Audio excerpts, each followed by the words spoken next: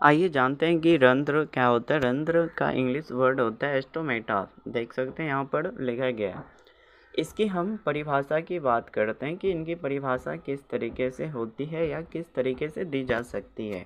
अगर हम इनकी परिभाषा की बात करें तो इसमें बताया गया है कि पौधे की पत्ती में पाए जाने वाले महीन छिद्र को स्टोमेटा या रंध्र कहते हैं। यानी कि आप देखते होंगे कि जो पत्ती है, पत्ती में क्लोरोफिल पाया जाता है। क्लोरोफिल के अंदर ही महीन महीन छिद्र होती है, जिससे होकर पौधा अपना प्रकाश संश्लेषण की क्रिया के दौरान वाष्पोत्सर्जन या फिर गैसों का आदान प्रदान करते हैं। ये देखते हैं नेक्स्ट बात इसमें क्या बताया गया। इसमें बताया गया कि वाष्पोत्सर्जन, प्रकाश संश्लेषण और गैसों के आदान प्रदान में ये रंध्र क्या होते हैं, सहायक होते हैं। यानी कि पौधे के लिए ये हेल्पफुल होते हैं इन सभी क्रियाओं में।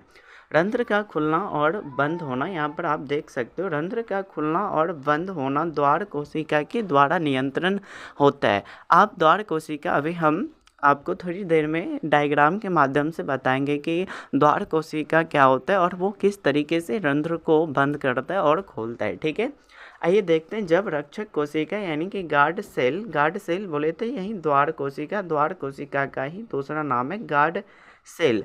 इसमें जब जल की मात्रा बढ़ जाती है तो वो फूल जाता है और फिर रंध्र क्या होता है, ओपन यानी कि खुल जाता है। इसके बाद बताया कि जब रक्षक कोशिका में जल बाहर निकल जाती है तो वो सिकुड़ जाती है और रंध्र फिर क्या होता है, बंद हो जाता है। मतलब रंध्र की अगर हम सिकुड़ने की बात करें तो वो द्वार कोशिका या फिर जो गार्ड सेल है ना, अगर गार्ड सेल फूली हुई अवस्था में है तो वो रंध्र खुला है, और अगर गार्ड सेल फूली हुई अवस्था में नहीं है तो रंध्र फिर क्या है, बंद है। जल की हानि को रोकने के लिए रंध्र का जो है वो उपयोग होता है। देखिए यहाँ पर बताया गया कि जल की हानि को रोकने